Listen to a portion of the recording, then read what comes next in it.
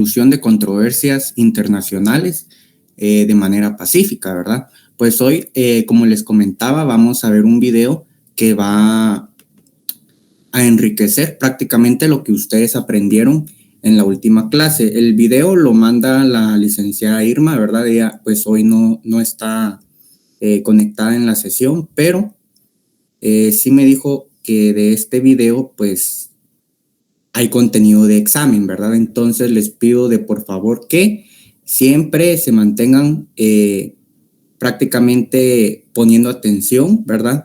Al video y los que quieran tomar notas pueden tomar notas, ¿verdad? Porque hay preguntas de examen, ¿sí? Entonces vamos a iniciar. El video realmente es un poco largo, prácticamente abarca todo el periodo, ¿verdad? Entonces les voy a pedir que terminen hasta el final, ¿verdad? Hasta el final, que se queden. Como les comentaba, el video es sobre las soluciones pacíficas de controversias internacionales e inclusive también acerca del arbitraje, ¿sí? Entonces les voy a compartir y me dicen por favor si lo logran ver.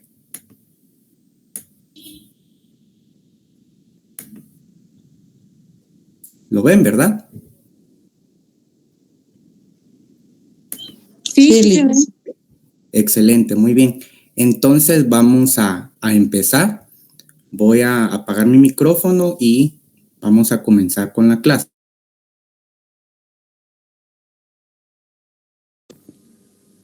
Cuando hablamos de soluciones pacíficas, lo primero que viene en el programa es justamente los principios rectores del arreglo pacífico de las controversias internacionales. Y los vamos a hablar de los principios rectores. ¿Y cuáles son los principios rectores? ¿Y principios rectores de qué? Del arreglo pacífico de las controversias internacionales. ¿Quién es el que, digamos, establece estas líneas maestras de estos principios rectores que tienden a resolver las controversias internacionales? Las Naciones Unidas. Las Naciones Unidas desarrolló un interesante sistema y subsistema de arreglo pacífico de las controversias. ¿Y cuáles son esos principios rectores? Son los medios diplomáticos, los medios jurídicos y los medios políticos que establecen el sistema jurídico internacional que se trasegó, ¿dónde? En la Carta de las Naciones Unidas. Todos estos medios, tantos diplomáticos, jurídicos o políticos, fueron prácticas desarrolladas por la comunidad jurídica internacional y estas prácticas han sido elaboradas por los doctrinarios del derecho internacional, que después se cristalizaron en el sistema de las Naciones Unidas a través de la Carta.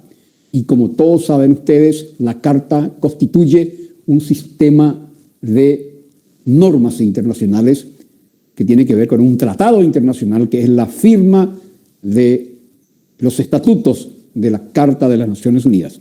Ahí están los principios rectores. ¿En dónde? En el capítulo 6, en el artículo 33, que vamos a desglosar de modo bastante en detalles para que todos entiendan.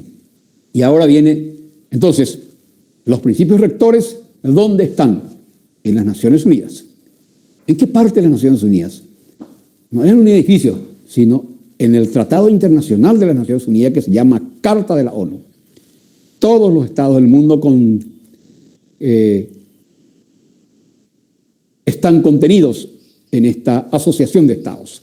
Están inmersos, integran este gran sistema internacional. Y al integrar el sistema internacional de las Naciones Unidas, se compromete a cumplir su estatuto internacional, que se llama Carta de la ONU. Y ahí se establece en el artículo 33, capítulo 6, artículo 33, se establecen los principios rectores de la solución de controversias. ¿Y cuáles son esos principios rectores? Vuelvo a repetir: medios diplomáticos, medios jurídicos y medios políticos. Cada uno vamos a estudiar en 4 unidades subsiguientes. Hoy vamos a desarrollar 2. Entonces, eso quiere decir principios rectores. Y vamos directamente a estos principios que están insertos en la Carta de la ONU, capítulo 6, artículo 33, inciso primero. Y dice textualmente, así dice la Carta de la ONU en su artículo 33, en el inciso primero: las partes en una controversia cuya continuación ponga en peligro el mantenimiento de la paz y la seguridad darán solución mediante la negociación, la investigación, la mediación, la conciliación, el arbitraje y el arreglo judicial. Aquí están insertos los principios rectores de la solución de controversias. ¿Dónde? En el artículo 33. Y dice claramente el artículo 33. Es un artículo del Estatuto Internacional de la ONU. Y dice, las partes, ¿quiénes son las partes? Son los estados. Cuando están en controversia y que esa controversia pueda continuar en el tiempo, y esa controversia continuada en el tiempo ponga en peligro el mantenimiento de la paz y la seguridad, estos estados darán solución, dice. ¿Cómo? A esas controversias. La expresión darán solución es una expresión imperativa, no es exhortativa. Y esta es una norma. Cuando usa el verbo darán, quiere decir que tiene que actuar conforme a lo que recomienda imperativamente la Carta. Aquí ya no se... la técnica legislativa de redacción del artículo 33 dice claramente, darán solución. ¿Cómo? ¿Cómo darán solución? Cuando hay controversia y esa controversia en el tiempo se va complicando y pone en peligro la seguridad y el mantenimiento de la paz, que son 2 cosas, los estados, cuando están en esa circunstancia crítica, ¿se entiende?, darán solución mediante la negociación, 1, la investigación, la mediación, la conciliación. Estos 1, 2, 3 y 4 que citamos, que lo cita el artículo 33 de la ONU, tiene que ver con los medios pacíficos. Y los otros, arbitraje y arreglo judicial, tienen que ver con los medios jurídicos. El arbitraje internacional y el arreglo judicial, que tiene que ver con la labor de la Corte Internacional de Justicia de La Haya, estos 2 últimos medios de solución de controversias tienen que ver con los temas de arreglo de controversias con los medios jurídicos. El arbitraje es un medio jurídico y el arreglo judicial es un medio jurídico. Los otros son medios diplomáticos. Ahí es donde caemos y donde nos insertamos en entender cómo funciona esta solución de controversias. ¿Por qué tanta preocupación de la ONU? Porque justamente no había estos medios, o si lo había en una forma muy elemental y sin capacidad de hacer cumplir la Carta de la ONU, se dieron situaciones críticas que puso al mundo en situación de calamidad y catástrofe. ¿De qué estamos hablando? Estamos hablando de la Primera Guerra Mundial 1914-1918, que fue desastrosa, fue devastadora, y también 20 años después, otra guerra mundial que se llamó Segunda Guerra Mundial. Fue uno de los conflictos armados mundiales de escala planetaria que ha tenido un desarrollo realmente extremadamente devastador. Si la Primera Guerra Mundial dije devastador o fue devastadora, la segunda fue 3 veces más destructivo esta guerra. más destructiva esta guerra. Porque en la Primera Guerra Mundial murieron 20 millones de personas. Y en la Segunda, 60 millones de seres humanos perdieron sus vidas, más la destrucción de muchas ciudades de Europa. El 80% de las ciudades europeas, las hermosas ciudades europeas, han quedado destruidas bajo el impacto de las armas de extraordinaria capacidad de destrucción. Bombardeos incesantes, artillería, aviación, tanques, bazocas, misiles, cobraron víctimas nunca vistos en la historia de la humanidad. Entonces las Naciones Unidas, que se creó después de la Segunda Guerra Mundial, se puso eso en el artículo 33, que los estados están obligados a recurrir a los medios de solución pacífica. Y le ponen no una forma, sino varias formas, de modo que los estados que están en conflicto puedan utilizar alguno de estos medios, tanto lo diplomático, que tiene varias formas, como lo jurídico, o lo político, que son relaciones inmediatamente propias de los jefes de estados que se sientan a solucionar problemas de conflicto entre los estados. Porque los conflictos no solamente no los sufren tanto los líderes, los que deciden los conflictos, sino gente inocente, la gente, el pueblo o los pueblos que lastimosamente tienen que entrar en tremenda colisión por decisión de sus líderes.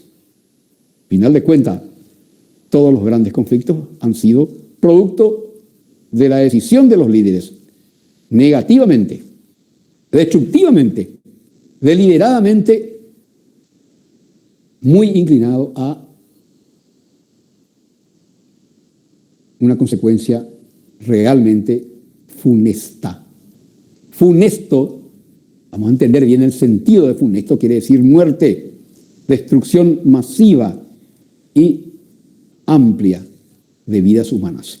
Entonces, el artículo 33, debido a esa experiencia del siglo XX y otras experiencias terroríficas de los siglos anteriores, las Naciones Unidas, a través de la unión de todos los estados del mundo, deciden introducir en el artículo 33 el mecanismo de solución de controversias para evitar conflictos que pongan en peligro, ¿qué cosa? La paz y la seguridad internacional.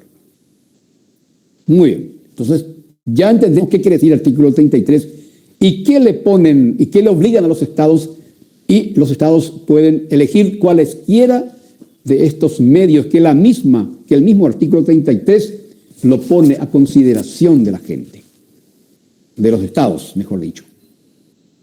Entonces, esta unidad es estrictamente y tiene que ver con los medios diplomáticos. Los medios diplomáticos tienen a su vez varios medios de solución de controversias. ¿Y quién desarrolló estas modalidades? Desarrollaron las experiencias diplomáticas y lo enriquecieron ¿quiénes? Los doctrinarios del derecho internacional, que trabajaron y elaboraron cada uno de estos medios que tienen que ver con el arreglo de un conflicto que se desata entre estados.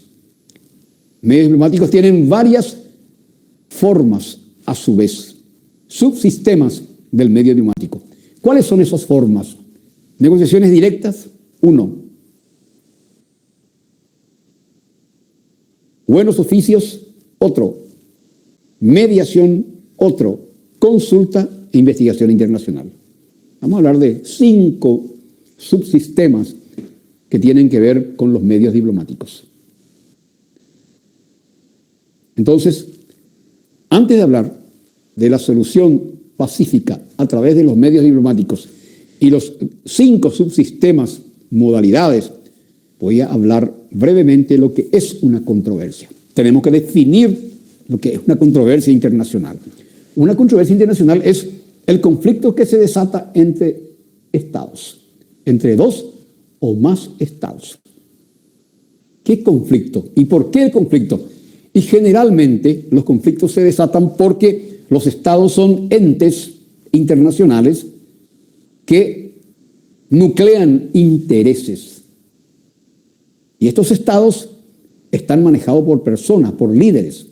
Y estos líderes a veces introducen aspectos de intereses muy fuertes que colisionan con los intereses de los otros estados. Y al colisionar los intereses se desatan este fenómeno que se llama controversia internacional.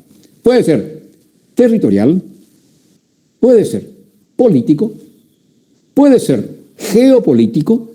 Las controversias pueden ser territoriales, políticas, puede ser de origen económico, financiero, puede ser de carácter comercial. En este momento, ¿qué estamos viendo en el plano internacional? Una controversia casi seguida de los últimos 2 o 3 años de dos superpotencias que son China y Estados Unidos por cuestiones comerciales. Están colisionando permanentemente porque los dos estados tienen cuestiones que no se ponen de acuerdo porque el uno, China, se expande extraordinariamente y pone en riesgo los intereses económicos y la capacidad industrial de los Estados Unidos e incluso pone en situación de afectación el liderazgo de los Estados Unidos. China, hace 5 años nomás, estamos en 2020, en el 2015 estaba en el 4º lugar entre los países industrializados del mundo. Hoy le está pisando los talones a Estados Unidos. Está en 2º lugar. La gran capacidad de producción que tiene China le ha ido eliminando 1 a 1 en el ranking a las otras potencias industriales y comerciales. Le desplazó a nada menos que a Japón, le desplazó a Rusia, le desplazó a Francia, a Alemania, a Inglaterra. 10 años atrás era un furgón de cola China continental o China comunista. Y hoy, por su extraordinaria capacidad de expansión, es la manufacturera del mundo. Es la industria manufacturera del mundo. Imagínense cómo funciona esa extraordinaria economía, a pesar de tener unsablemente violatoria de los derechos humanos, aún así, un comunismo cerrado políticamente, hace 15, 20 años que entró en el esquema capitalista y hace 20 años recién, 25 máximo, eran economías centralizadas, planificadas, cerradamente planificadas. Cuando uso la expresión economía planificada, quiere decir economía controlada, una economía controlada que era la economía de los comunistas, como lo es hasta hoy Corea del Norte y Cuba. Sin embargo, así era China, todo desde que se formó el Estado chino comunista en 1949. Después de la Segunda Guerra Mundial se formó el Estado comunista chino así con toda su fuerza. Y era una economía completamente, no de mercado, sino economía dirigida, cerrada, planificada le llaman. 3 formas de expresar las economías comunistas. Planificada es lo mismo que dirigida, que centralizada, donde no funciona el sistema del libre comercio, de la oferta y la demanda. Pero ¿qué hizo China a través de sus líderes? Que empezó con Mao Zedong y luego Deng Xiaoping fue el artífice, y luego Xi Jinping, el último ahora, que es el mandamás de la China comunista. Estos 3 últimos líderes levantaron e introdujeron a la cerradísima economía comunista china, que tiene 1.200, 1.300 billones de habitantes. Entonces, procedieron a abrir el mercado y en menos de 20 años o 30 ya le está apurando tremendamente al liderazgo de los Estados Unidos. Y eso genera una controversia muy grande. Y permanentemente tenemos controversia. El caso de Venezuela con los Estados Unidos, una controversia política, ideológica. La controversia que tiene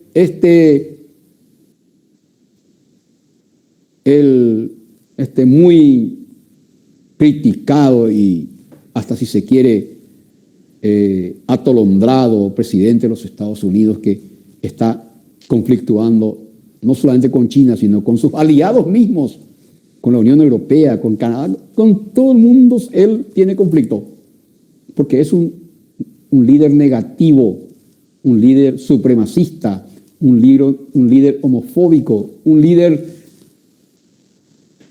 racista.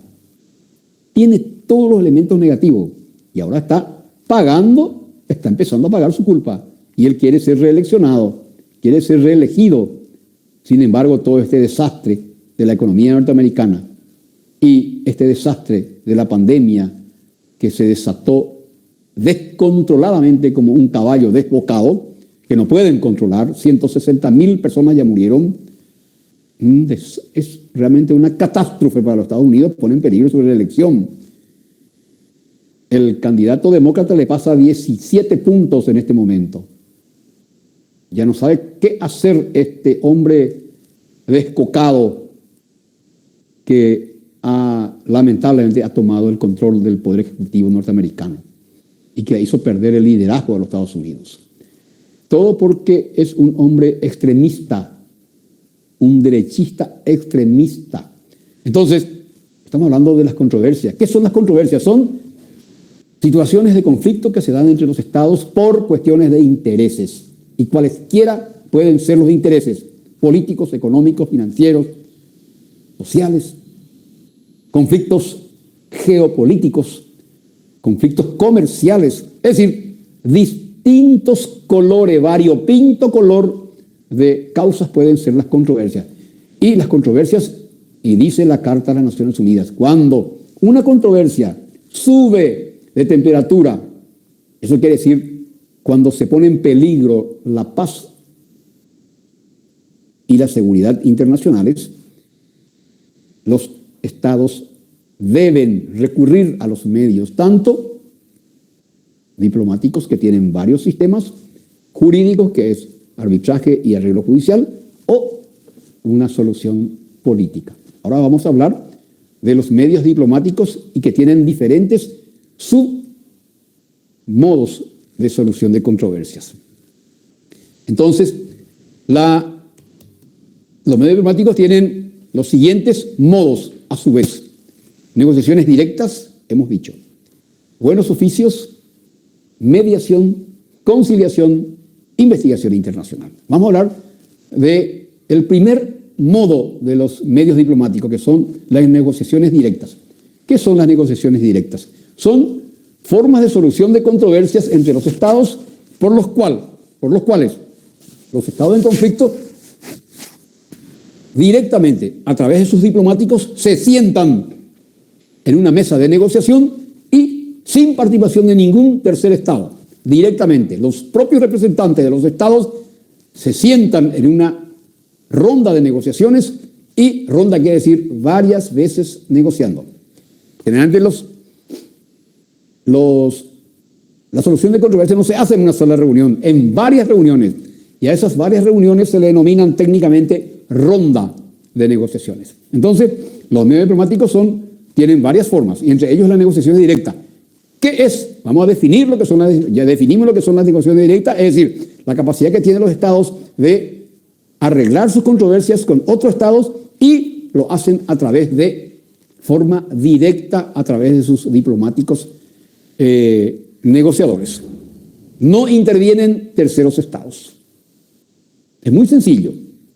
Y esto está dentro de las recomendaciones, dentro de las prescripciones, no es recomendación, de las prescripciones que establece el artículo 33. Lo primero, entonces, dentro de los medios diplomáticos tiene que ver con las negociaciones directas. Otra modalidad son los buenos oficios.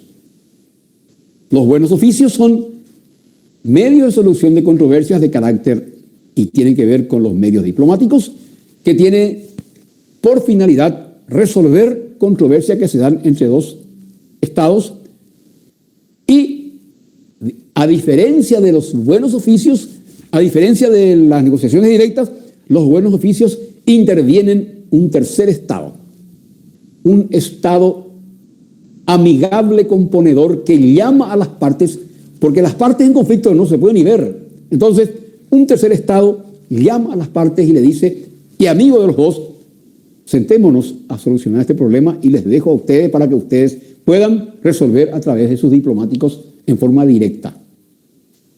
Es casi igual a la negociación directa, pero no es tan igual porque aquí interviene un tercer estado. Este tercer estado es el que persuade a los estados en conflicto, a los gobernantes de los estados en conflicto, para que puedan arribar a un acuerdo o por lo menos a una ronda de negociaciones que podrían llevar a un acuerdo.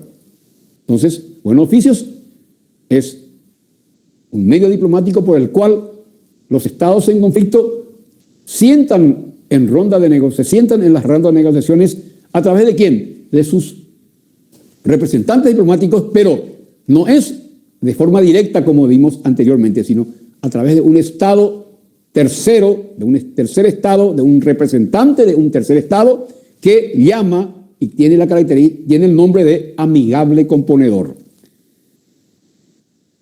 Es muy sencillo. Supongamos, en este curso, Pedro tiene problemas con Jacinto y ellos no pueden ni hablar. No hay forma de solucionar porque está creando problemas en la clase, en el curso. Entonces, el delegado le dice a los dos, amigos de los dos, le dice, ¿por qué no nos sentamos a conversar y solucionamos nuestras diferencias? Limamos las asperezas y sí, convienen en sentarse, pero el delegado se retira y deja a ellos para que puedan solucionar directamente a través de sus diplomáticos, a través de sus personas, y lo mismo ocurre, haciendo una comparación medio gruesa, ocurre con los estados. Eso tiene que ver con los buenos oficios. El siguiente, mediación, es una forma de solución de controversias por el cual también interviene un tercer estado cuando una situación está poniendo en peligro la paz y la seguridad, o sencillamente cuando se está desarrollando una controversia y algún tercer estado o alguna persona que tiene prestigio internacional, que tiene predicamento internacional, predicamento quiere decir prestigio, que tiene predicamento internacional, también llama a las partes en conflicto, porque este tercero es un mediador, y la mediación, algo parecido a los buenos oficios, pero no es igual, son todos diferentes. Un tercer estado, su representante, una persona que tiene ganado un gran prestigio, amigo de las partes, llama a los representantes de los estados en conflicto y los invita a una ronda de negociaciones, con la diferencia que este tercer estado, su representante, o una persona, una figura de mucho prestigio, el Papa, el presidente, el secretario general de Naciones Unidas, el secretario general de la OEA, alguna figura de prestigio relevante a nivel internacional, es el que llama para que las partes en conflicto se avengan y se sienten en una mesa de negociación y desarrollen sus diferencias o propongan sus diferencias con el fin de limar las asperezas en una ronda de negociaciones.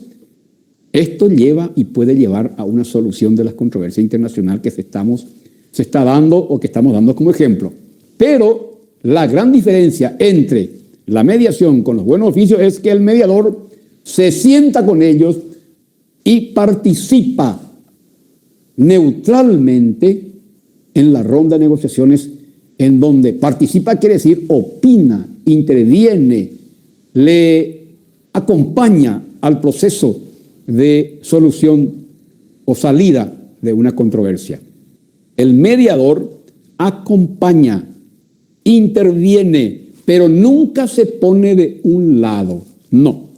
siempre debe mantener un rol de equidistancia. Equidistancia quiere decir, yo aquí, vos aquí, yo aquí, vos aquí. Yo no me alío contigo, ni contigo, los estados en situación de conflicto. No, el mediador es una persona con suficiente conocimiento del tema, con suficiente autoridad moral y con suficiente autoridad o solvencia intelectual, participa activamente, sin tomar partido por nadie. No toma partido por nadie, mantiene equidistancia, mantiene neutralidad, pero sí participa en la ronda de negociaciones para la solución de la controversia determinada. ¿Quién recomienda eso? ¿Quién prescribe eso? Y prescribe el artículo 33 de la Carta de las Naciones Unidas. Claramente, mediación dice, y la mediación es parte del medio denominado diplomático. ¿Se acuerdan? Medio diplomático estamos estudiando ahora. ¿Cuáles son sus componentes de los medios diplomáticos? Ya vimos, negociación directa, buen oficio, mediación. Y con la mediación, muchos casos de conflictos mundiales han llegado a buen puerto y seguro puerto. Se han resuelto. Y con eso, ¿qué se está consiguiendo? Se está consiguiendo un ambiente de concordia entre los estados y pueblos que están en situación de encono. Encono quiere decir situación de conflicto. Y si progresa bien este medio diplomático, puede llegar a una pacificación fructífera. Y esa pacificación fructífera se llama concordia. Concordia quiere decir ambiente de convivencia pacífica entre los pueblos, que es lo ideal. ¿Por qué se producen las controversias? Porque generalmente colisionan, ¿qué cosa? Los intereses de los estados. Y a veces esos intereses están direccionados por intereses particulares de los estados por el cual está generando una situación de conflicto. ¿Se entiende bien? Estamos entendiendo, no es difícil, pero hay que entender y volver a repetir, volver a escuchar estas lecciones. Vamos a la conciliación. La conciliación es otro medio de solución pacífica que tienen que ver con los medios diplomáticos. En todos estos asuntos que prescribe el artículo 33, intervienen voceros diplomáticos o representantes diplomáticos. La conciliación trabaja a partir de un órgano independiente o comisión de conciliación de los dos estados.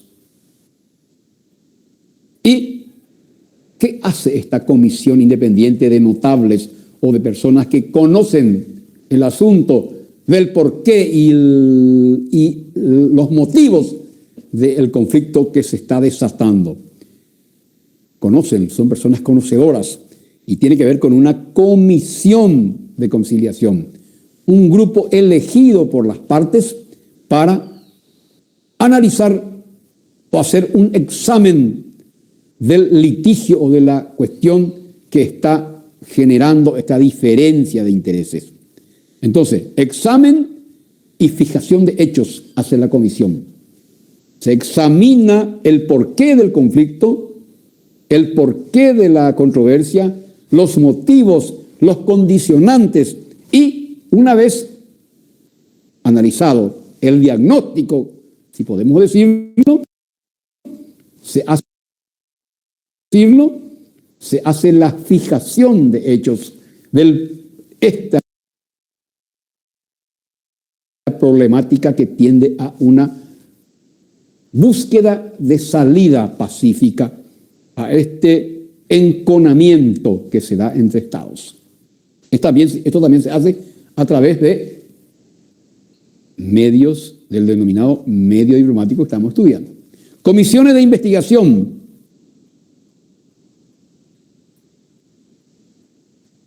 Es también otra modalidad de los medios diplomáticos. Aquí un tanto igual a la Comisión de Conciliación, aquí entra también a trabajar un equipo de notables, expertos en derecho internacional, que conocen la cuestión que está generando un roce o una crispación de las relaciones diplomáticas entre los estados que están teniendo problemas que se llama conflicto. Entonces, la comisión de investigación se encarga de analizar un estudio también del porqué del conflicto y busca, por sobre todo, el logro de un acuerdo y una propuesta de solución.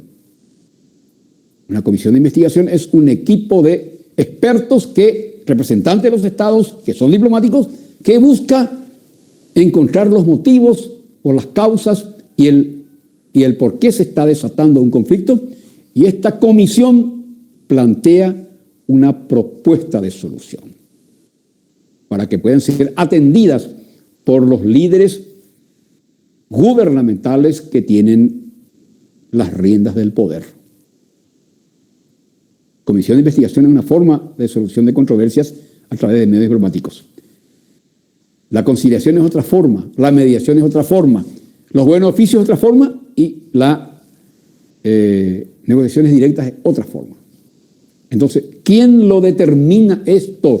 ¿Quién lo preceptúa? ¿Quién lo establece con cierta obligatoriedad? Vuelvo a repetir, el artículo 33 de la Carta de las Naciones Unidas. Entonces, señores, no es tan difícil este tema, es muy interesante, y aquí la solución de controversias se dan a través del medio diplomático, y los medios diplomáticos tienen una formalidad. Y antes de hablar de los medios diplomáticos, estamos hablando de que existe un artículo 33, capítulo 6 de la Carta de las Naciones Unidas, en donde establece los principios rectores de la solución de controversias. ¿Y cuáles son estos tres principios? Medios diplomáticos, medios jurídicos y medios políticos. Ahora hablamos acabamos de concluir, los medios diplomáticos. Creo que es muy sencillo. Muy bien, gracias. Vamos a continuar con las controversias internacionales y las formas de solución de las controversias internacionales a través de los medios pacíficos. Ya hemos culminado medios diplomáticos. Las formas pacíficas tienen un medio diplomático y ahora vamos a estudiar otro modo y tiene que ver con los medios jurídicos. En esta unidad vamos a tratar, medio jurídico tiene dos modos a su vez, dos subsistemas. Uno, arbitraje internacional y el otro, arreglo judicial. Todos están previstos y tienen que ver con lo que prevé, todo está previsto de lo que contempla el artículo 33 de la Carta de las Naciones Unidas.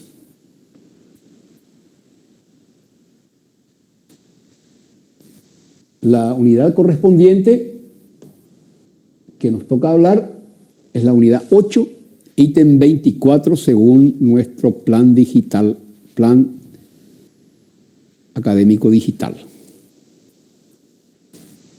El arbitraje es un modo de solución de controversias que está dentro del subsistema medios jurídicos. El arbitraje es muy usado o ha sido utilizado, no muy frecuente en los últimos tiempos, pero siempre se ha usado en todo el tiempo de la historia en Occidente. Occidente ha utilizado muchísimo este medio de solución cuando los estados entran en conflictos. Y el arbitraje vamos a definir como una solución de controversia entre estados por medio de una sentencia obligatoria pronunciada por jueces de su propia elección o árbitros. En vez de decir jueces, se dice árbitros, y la decisión tomada para resolver esa situación está basada en el derecho. El arbitraje es una forma de solución de controversias que está inserto dentro del sistema jurídico, por lo cual uno o más árbitros, a elección de las partes, los estados partes en conflicto eligen para el que va a resolver la cuestión, que puede ser su solución o puede ser su condena. Porque el árbitro goza de la amistad de los dos estados y confían los estados cuando lo eligen que podrían resolver conforme a derecho. O no es que podrían, debe resolver conforme a derecho. Ahí ya no es más diplomático, ahí es estrictamente jurídico. Es decir, entra a tallar principios jurídicos y se realiza a través de un medio que se llama proceso. Y todo proceso, ustedes están estudiando esta carrera para saber cómo funciona un proceso. Todo lo que estudian, derecho de fondo, todos los derechos que estudiaron ya hasta ahora, es para saber litigar. Y el arbitraje es un sistema de litigación internacional por el cual existe un juez llamado árbitro, o dos o tres árbitros o 5 árbitros, pero generalmente uno nomás el que siempre interviene en estos medios de solución. Una persona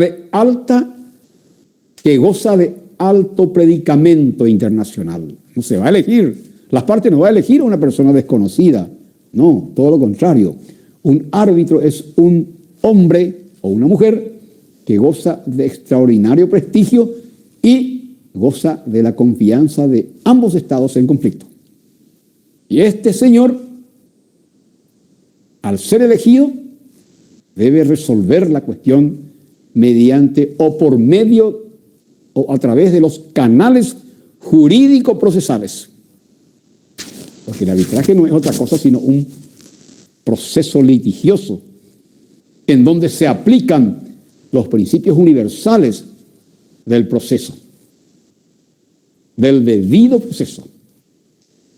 Y debe cumplir exactamente los mismos requisitos de competencia, independencia, neutralidad, capacidad.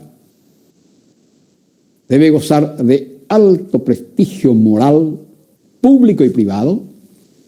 Debe tener conocimientos, o por lo menos debe tener un equipo de personas altamente competentes para estudiar jurídicamente este conflicto entre estados y en un tiempo dado, conforme las herramientas de los medios procesales, las herramientas del medio procesal, donde se aplican todos los principios procesales, debe resolver la cuestión.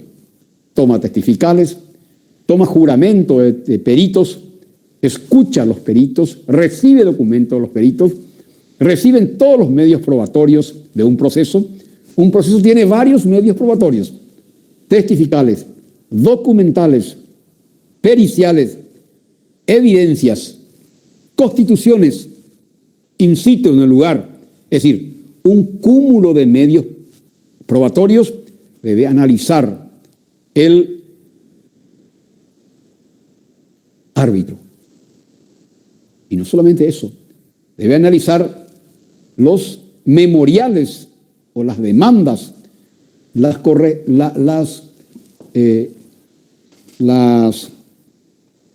contramemorias que presenta la parte demandada. Debe analizar los alegatos finales, debe resolver incidentes, debe resolver peticiones que se presentan, recursos, una serie de trámites procesales. Por eso le llaman medios jurídicos, porque interviene directamente el proceso y ahí se aplican todas las reglas universales del proceso. Ustedes van a empezar a estudiar proceso a partir del año que viene, creo que, o ya están conociendo algo, pero los últimos 3 años de la carrera va a ser una buena cantidad de materias que le va a ser posible conocer los rudimentos del proceso. Porque ustedes están estudiando ¿para qué? Para entender el proceso. Deben saber cómo actuar, qué mecanismos procesales utilizar, cómo realizar las peticiones, cómo realizar e intervenir en los incidentes, cómo fundamentar recursos. Es decir, una serie de actividades técnicas muy propias de la ciencia del derecho procesal. Y eso hace el árbitro. El árbitro, entonces, el arbitraje es una solución de controversia entre estados por medio de una sentencia, de un proceso y una sentencia obligatoria. Agreguémosles la palabra por medio de un proceso que culmina en una sentencia obligatoria, pronunciada por jueces de su propia elección. ¿De quién? De los estados partes. Y la solución que finalmente va a dar este árbitro nunca va a dar un empate. No, alguien va a ganar y hay otro que va a perder en eso. Y esta sentencia es obligatoria. Así es el arbitraje. El arbitraje es un complejo mecanismo de solución de controversias que tiene que ver con el desarrollo de un proceso entre las partes. ¿Se entiende? Creo que estamos entendiéndonos. Historia y evolución del arbitraje. Desde Grecia, antigua Grecia, siglo V, VI antes de Cristo y todos los siglos posteriores, se utilizó frecuentemente el arbitraje como mecanismo de solución de controversias. En Roma no se utilizó. Roma no permitió que se utilice arbitraje porque Roma fue un imperio unifilar. ¿Quiénes arriban o se avienen a la solución de controversia? Y los estados que tienen más o menos la misma clase y el mismo potencial, la misma forma o la misma fuerza o lo que sea, y que pueden resolver sus diferencias a través de un proceso, en este caso, que es el arbitraje. Roma era una potencia única. Entonces, durante todo el imperio romano, los 1200 años o 1500 años, no se utilizó el arbitraje así nomás. ¿Por qué? Porque Roma era una potencia sin par. ¿Qué quiere decir sin par? Y no había una potencia que le podía hacer sombra. Tuvo grandes potencias con quienes se enfrentó, pero los redujo a todos casi, a todos, a los cartagineses, a los medos, a los persas, a los guerreros, tremendos guerreros que eran los galos, la parte de Francia, en contra de los teutones, en contra de los británicos, en contra de los ibéricos. Es decir, a todos lo ha ido reduciendo y dominando. Entonces, no se puede hablar de arbitraje cuando la potencia es extremadamente desproporcionada en frente a otros. No es que no había conflictos, había muchísimos, pero no se utilizó en Roma el arbitraje. En Grecia sí, porque Grecia es un pueblo relativamente pequeño y había muchos estados y todos los estados tenían un cierto nivel de igualdad. Un conglomerado de estados en la Grecia antigua era la forma de convivencia de la sociedad griega antigua. Estamos hablando de 15, 6, 5, 4 siglos antes de Cristo.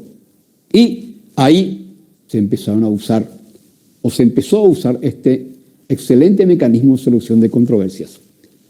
También, nuevamente, en la Edad Media, cuando cayó el Imperio Romano en 1476, casi 1500, 1476, el Imperio Romano de Oriente, cuando cayó Roma en el año 456, 400 años después de Cristo, cae el Imperio Romano de Occidente y ahí se inicia la etapa del feudalismo, o también denominado Edad Media.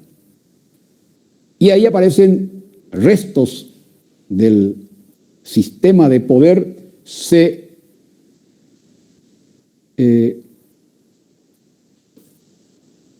el sistema del poder único que era Roma cae y nacen los reinos desperdigados por toda Europa.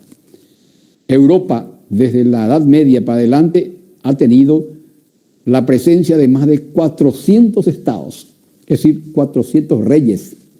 Entonces, en la Edad Media se utilizaron también muy frecuentemente el mecanismo de la solución de controversias a través del arbitraje. ¿Quién era el árbitro? El Papa, el emperador. También se utilizó el arbitraje en los cantones suizos, en las ciudades hanseáticas, en el Consejo Anfictiónico. Y en la etapa contemporánea, después de la Revolución Francesa, se siguió usando frecuentemente el sistema de la solución de controversias. Entonces, como ven, el sistema de solución de controversias del arbitraje. Entonces, como ven, el arbitraje ha sido un medio, un mecanismo muy recurrente para hacer uso de este medio de solución de controversias hasta nuestros días. No muy frecuente, pero se sigue usando. Y como siempre, siguiendo la tónica de los imperios, las superpotencias vigentes hoy no utilizan este sistema del arbitraje. Es muy difícil, porque los arbitrajes funcionan y se practican entre estados medianamente o medianos o pequeños. Pero es un excelente medio de solución porque la sentencia que sale, que se llama laudo arbitral, los estados que se comprometieron a entrar dentro de este mecanismo de solución de controversias deben cumplirlo obligatoriamente. Entonces, el arbitraje tiene unas características. No es una cosa así rápida, ligera, no.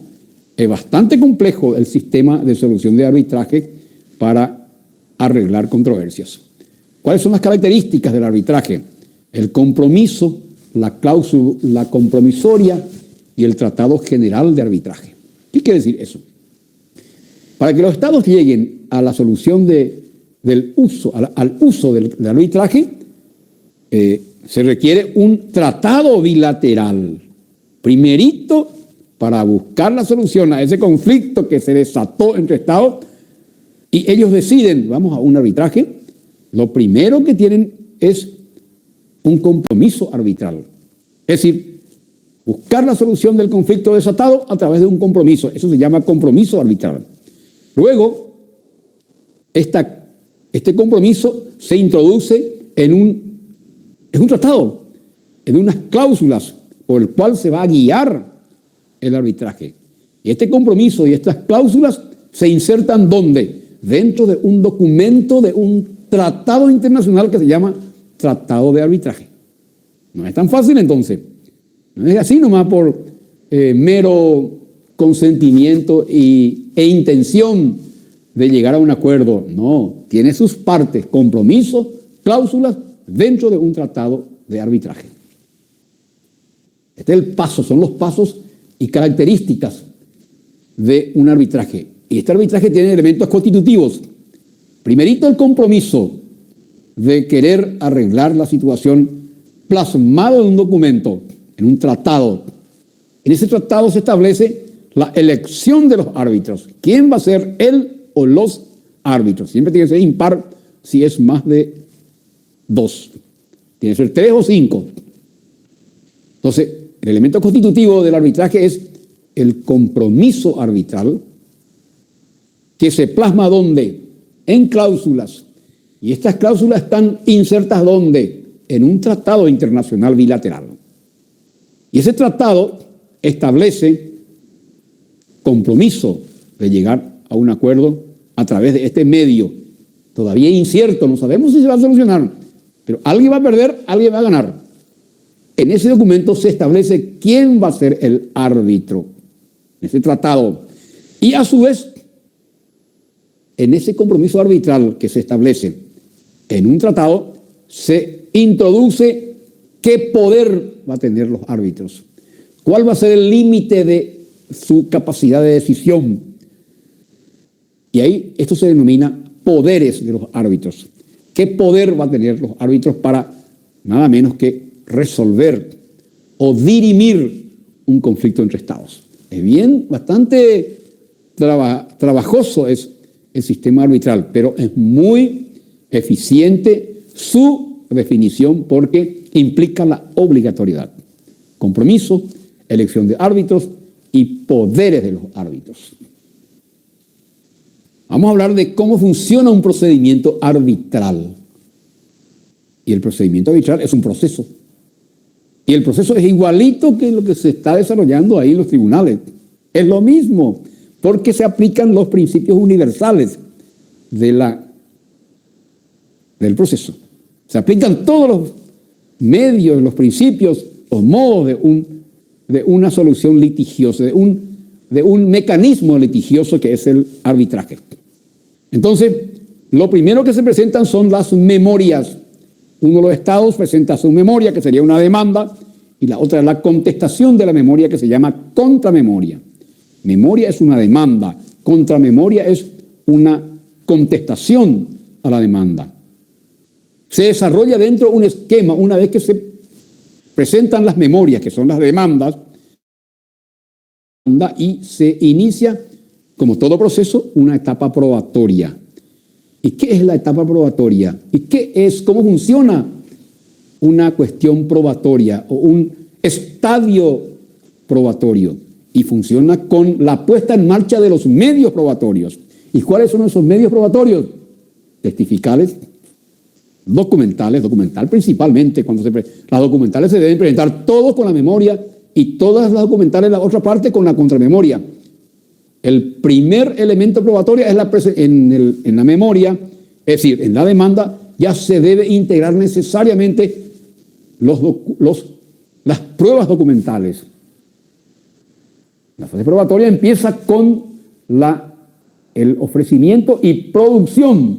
Ofrecimiento, ¿dónde? En las memorias y contramemoria. ¿De qué? De todos los documentos habido y por haber. Ya no se puede presentar después otros documentos. No. La primera oportunidad para presentar documentos se da en la memoria y en la contramemoria. Y estos medios documentales son analizados ¿por quién? Por el equipo jurídico que va a dirigir, supervisar, decidir este conflicto. ¿Quién? El árbitro y su equipo. Entonces la fase probatoria empieza con las documentales. ¿En qué momento se ofrecen los documentales? Con la memoria y con la contramemoria. ¿Y qué se hace con eso? Recibe el árbitro y analiza quién para lo que tiene. Importante también usar un poco los modismos que usa el guaraní. ¿Quién es lo que tiene? ¿Qué derechos tiene cada uno a través de sus documentos? Esa es la fase probatoria documental. Después se abre la fase probatoria testifical. Se recibe y se escucha. Después termina eso, se recibe y se abre la fase probatoria pericial. Ahí entran los peritos a trabajar con sus documentos. Juran los peritos y después vienen con sus trabajos, después de unos buenos meses, viene con su trabajo todo hecho. Presentan, analiza el árbitro. También termina esto y se inicia el otro modo probatorio, que es a través de las evidencias, testigos, documentos, pericias, evidencias, se analizan las evidencias, como cualquier proceso. También puede constituirse, el tribunal arbitral puede constituirse en el lugar para ver de viso o in situ que es en latín, en el sitio, qué es lo que está, cómo es esta cuestión territorial, por ejemplo.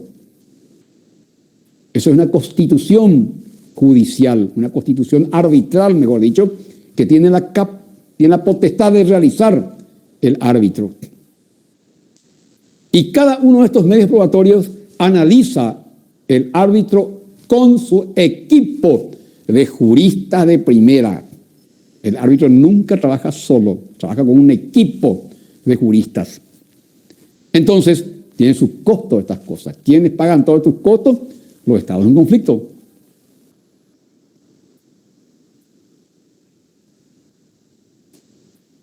Y luego después vienen los alegatos. La parte última del debate se llama alegatos. ¿Y en qué consisten los alegatos? Consiste en la síntesis que hacen las partes, en la última parte del proceso de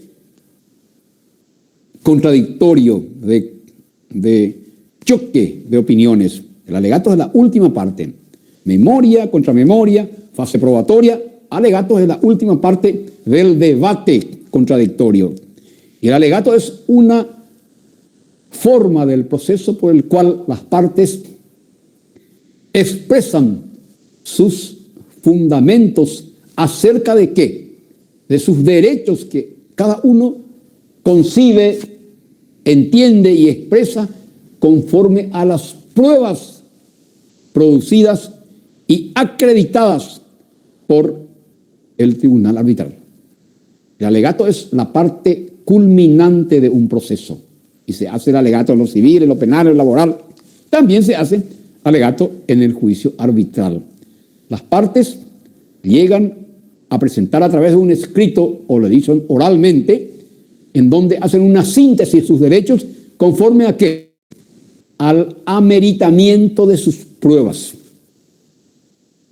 conforme al mérito que tienen sus pruebas que han sido producidas y acreditadas ante el tribunal arbitral. Y cada uno amerita su prueba. Mi prueba testifical dijo esto, mi prueba documental es esto, mi prueba pericial es esto. Mis pruebas entre documentales tengo una carta geoestacional por el cual muestra claramente cómo está esa curva del río que pertenece al territorio A. Amerita sus pruebas con el alegato. Y al mismo tiempo, mejor dicho, y posteriormente al ameritamiento de la prueba producida y acreditada, ¿producida por quién? Por las partes. Acreditada, ¿qué quiere decir? Visto y observado y aceptado por el tribunal. Todavía no dio su laudo, pero acreditó. Acreditar quiere decir recepcionó y no se opuso nadie a la prueba. Ese es el acreditamiento de las pruebas. Entonces, ¿qué hace las partes con el alegato? Realiza una síntesis de sus derechos y amerita cada una de las pruebas que se han producidas y acreditados en el juicio. Claro, es una forma de... ¿Para quién trabajan las partes en conflicto ahí, en el proceso? Es una lucha mental extraordinaria, un juicio, señores. Ni se imaginan lo que va a hacer ustedes en los próximos 5, 10, 15, 20 años cuando intervengan en los procesos. Y esos procesos son verdaderos choques de mentes, choques de posiciones, choques de temperamento, choques de derechos que se dan en un proceso. El proceso es el alma del derecho, señores. El proceso es el alma del derecho. Y donde se plasma toda esa riqueza matizada, esos matices riquísimos de expresiones de derecho en el juicio. Eso se plasma en el juicio. Toda tu capacidad pones en el sistema de este interesante espacio de relación ultra conflictiva, porque en un proceso nadie se pone de acuerdo, a no ser que acepta uno de ellos.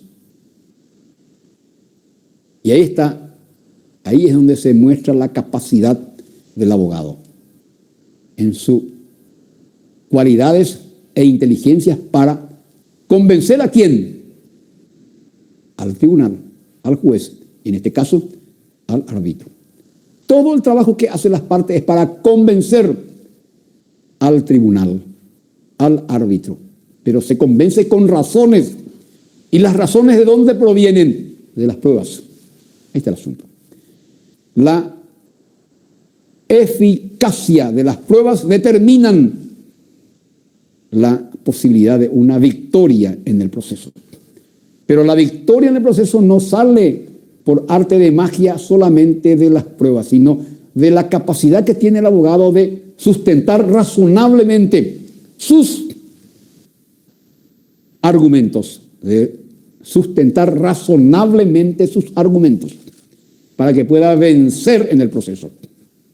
El alegato es entonces una síntesis que se realiza de todo el derecho que tiene las partes del Estado, representante del Estado, ¿conforme a qué? Conforme a las pruebas producidas y acreditadas. ¿Qué hace el que está expresando sus alegatos finales?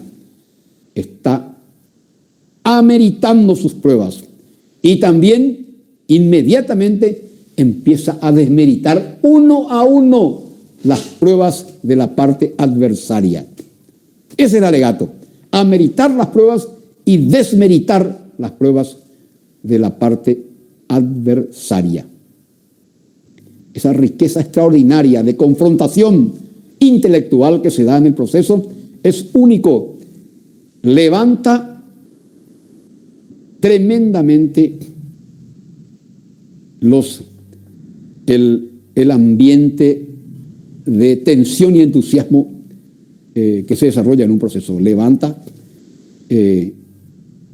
los aspectos de emotividad que está fuertemente impulsada por la riqueza de cualidades intelectuales y lingüísticas del abogado. Por eso es importante leer bien y mucho en la vida para ser un buen abogado, porque debe manejar destreza lingüística.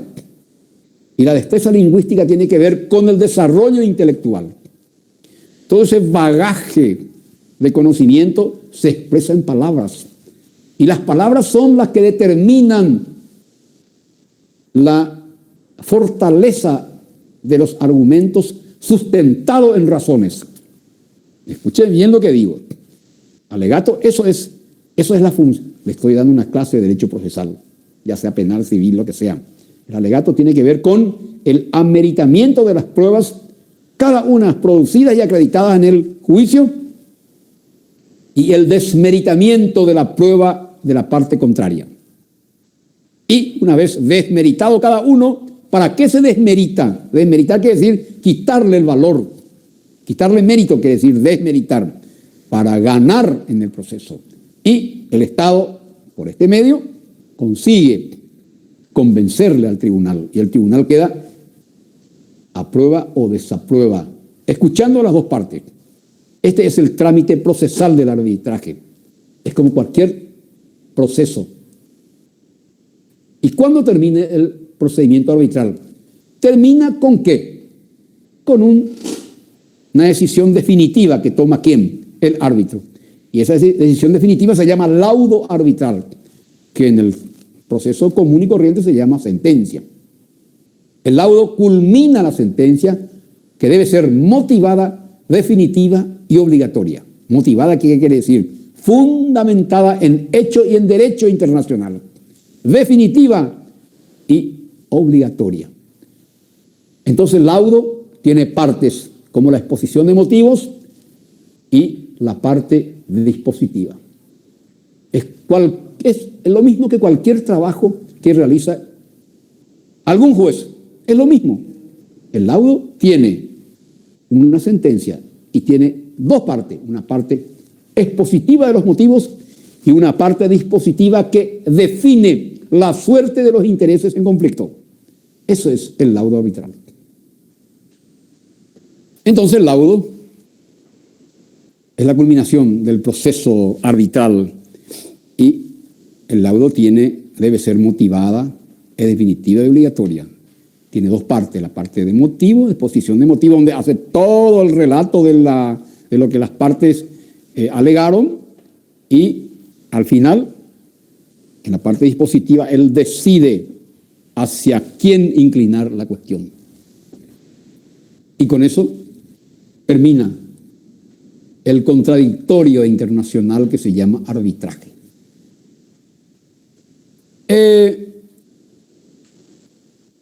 A veces el laudo puede tener problemas y puede incurrir en cuestiones de nulidad.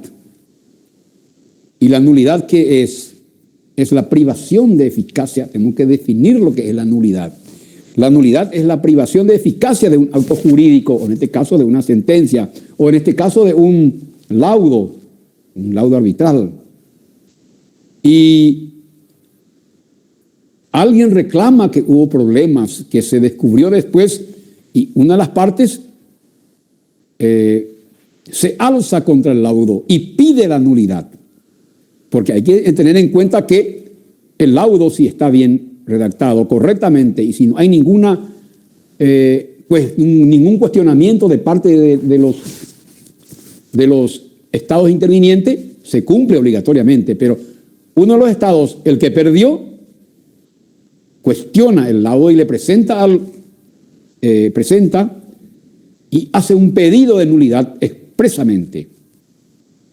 ¿Para qué hace el pedido de nulidad? Para privar de eficacia el laudo arbitral, para dejar sin efecto el laudo arbitral. Ese es el pedido de nulidad. Y el estado representante presenta sus argumentos y invoca vicios en el laudo. Como es una obra humana, el laudo arbitral es pasible de errores, de fallas o de vicios. Y los vicios que implican la nulidad en el arbitraje internacional pueden ser exceso de poderes. El autor del laudo, que es el árbitro internacional, se excedió. El poder de los árbitros está previsto en un tratado anterior que se había preparado para eso, donde están las condiciones del poder del árbitro, y el poder se extralimitó. Se extralimitó en el ejercicio de sus poderes. O puede haber corrupción de una parte, corrupción de uno de los miembros del tribunal, o el mismo árbitro. ¿A quién se le va a pedir la nulidad? No es al árbitro que se pide. No se pide nulidad al árbitro, se pide a otra instancia. Vamos a ver dónde. Puede haber problema de violación de un principio fundamental del proceso o error en la motivación de la sentencia. Se equivocó el árbitro o el árbitro en sus decisiones violó principios fundamentales del proceso. ¿Cuáles son esos principios fundamentales del proceso? Y el debido proceso. ¿Y qué es el debido proceso? El debido proceso es una serie de reglas que construyen un sistema procesal. La igualdad de las partes, la imparcialidad de los jueces, la independencia del árbitro. Esos son todos principios fundamentales del proceso. Entonces, puede conseguir que el laudo pueda quedar sin efecto o pedir que se quede sin efecto. ¿A quién se pide? Que es muy importante eso. No al árbitro. Se pide ante la Corte Internacional de Justicia de La Haya. Imagínense dónde se pide. Se pide ante la Corte Internacional de Justicia de La Haya. La declaración de nulidad o de la privación de eficacia del laudo arbitral. Una nulidad es la privación de eficacia de un laudo. ¿Por qué? ¿Por qué motivo? Porque no se cumplió los aspectos formales del proceso o se violó aspectos, se violó principios internacionales, o se encontró que hubo fraude, o se encontró que hubo corrupción, o se encontró que hubo exceso de poder. Varios son los motivos por los cuales se puede pedir la nulidad. Porque acuérdense que el laudo arbitral es obligatorio. Entonces, no quiere cumplir y encontró que hubo ¿qué cosa? Que hubo vicios que llevaban a la nulidad.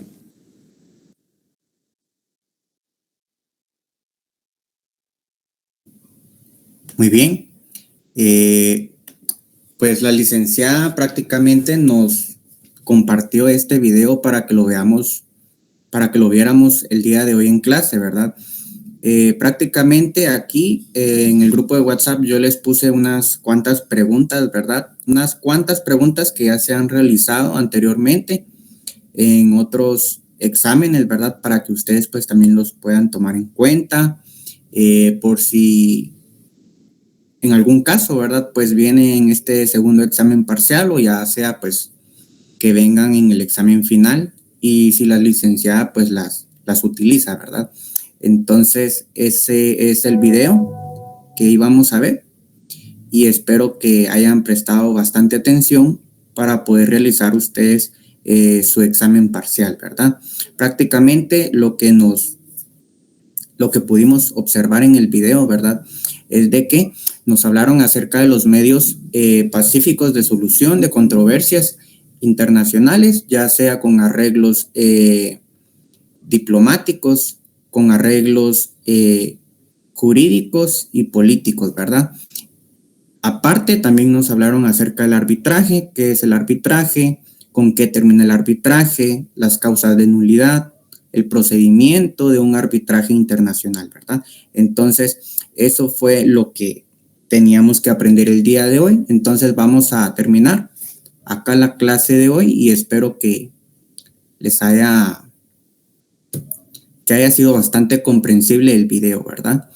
Muy bien, muchas gracias, jóvenes. Si tienen alguna pregunta, alguna duda, pues estoy a la orden.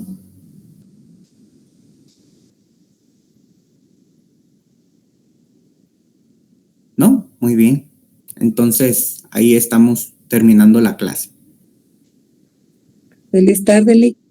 Feliz tarde a todos. Feliz tarde, licenciado. Feliz